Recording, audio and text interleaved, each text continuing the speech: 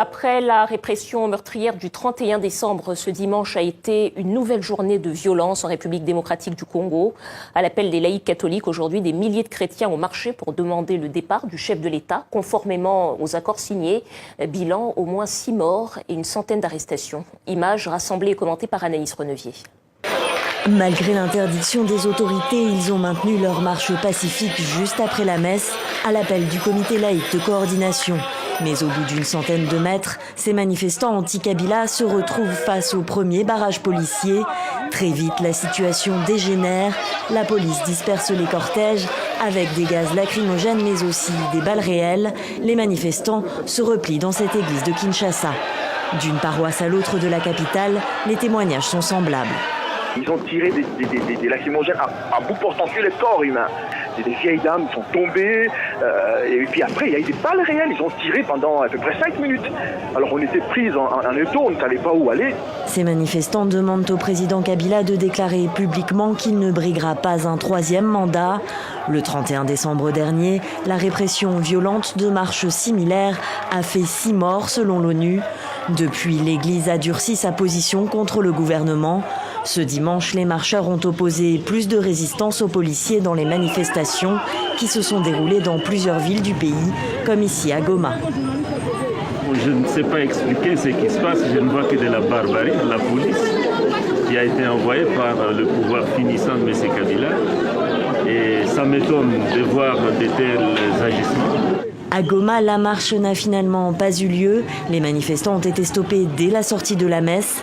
Des fidèles sont restés bloqués à l'intérieur de la cathédrale Saint-Joseph pendant plusieurs heures, pendant qu'à l'extérieur, des affrontements avaient lieu. La situation a pris un tour tragique dans plusieurs villes du pays.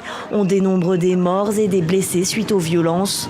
Dimanche soir, le calme semblait revenu, mais l'accès à Internet et au téléphone était toujours coupé par le gouvernement et de nombreux manifestants arrêtés pendant les marches n'avaient pas été libérés. Et nous sommes en duplex avec Floribert Anzoulouni, coordinateur du mouvement citoyen Filimbi. Il est à Bruxelles. Merci d'être avec nous. Alors, première question, est-ce que vous avez pu entrer en contact avec les coordinateurs des différentes marches au Congo et quel retour est-ce que vous avez obtenu ? Absolument. Une pensée profonde, s'il vous plaît, à nos martyrs de cette barbarie de la dictature de M. Kabila. Nous sommes entrés en contact avec eux. Une dizaine de personnes ont été tuées selon les informations, entre 5 et 8 selon les sources. Une quinzaine de prêtres ont été arrêtés, des sœurs également, 3 apparemment ont été arrêtées, et des dizaines de personnes blessées, et d'autres dizaines de personnes ont été enlevées et sont disparues aujourd'hui. C'est vraiment un acte, c'est une situation extrêmement grave qu'il y a eu aujourd'hui en RDC. Alors j'imagine que le bilan est provisoire, en tout cas c'est ce qu'indique la MONUSCO. À votre avis, est-ce que ce mouvement va se poursuivre, puisque c'est déjà la 2e marche des catholiques, et est-ce que la population congolaise vous semble suffisamment déterminée pour poursuivre le mouvement ?